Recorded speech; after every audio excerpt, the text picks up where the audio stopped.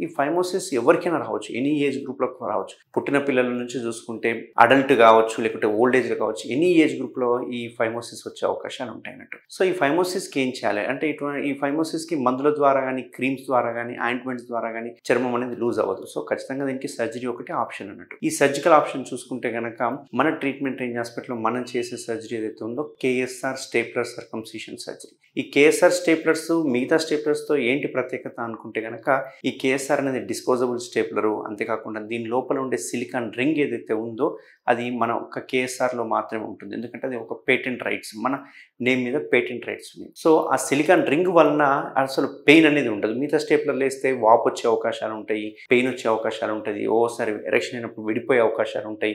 ఎందుకంటే ఆ రింగ్స్ అనేవి హార్డ్ ఉంటాయి. బట్ మన కేఎస్ఆర్ స్టేప్లర్‌లో ఉండే రింగ్ ఏదైతే ఉందో ఆ సిలికాన్ రింగ్ అంటాం కదా, అది చాలా సాఫ్ట్ ఉంటుంది. ఎంత సాఫ్ట్ అంటే ఆల్మోస్ట్ ఆల్ స్కిన్ టచ్ చేసినట్టుగా, స్కిన్ ముట్టుకున్నట్టుగానే ఉంటుంది. దీనివల్ల అది ఎరెక్షన్ అయినప్పుడు ఎక్స్పాండ్ అవుతుంది. ఎక్స్పాండ్ కావడం వల్ల ఎరెక్షన్ అయినప్పుడు విడిపోవడము, పిన్స్ ఊడిపోవడము, బ్లీడింగ్ అవ్వడము, వాపు రావడం ఇట్లాంటివన్నీ తక్కువ ఉంటాయి అన్నట్టు. సో, ఈ కేఎస్ఆర్ స్టేప్లర్‌లో మనం ఏం చేస్తామంటే ఈ చర్మం ఏదైతే ఉందో ఇది టైట్ అయిపోయింది కాబట్టి అండ్ ఎక్కువ ఉంది కాబట్టి దీన్ని తీసేసేయాలి.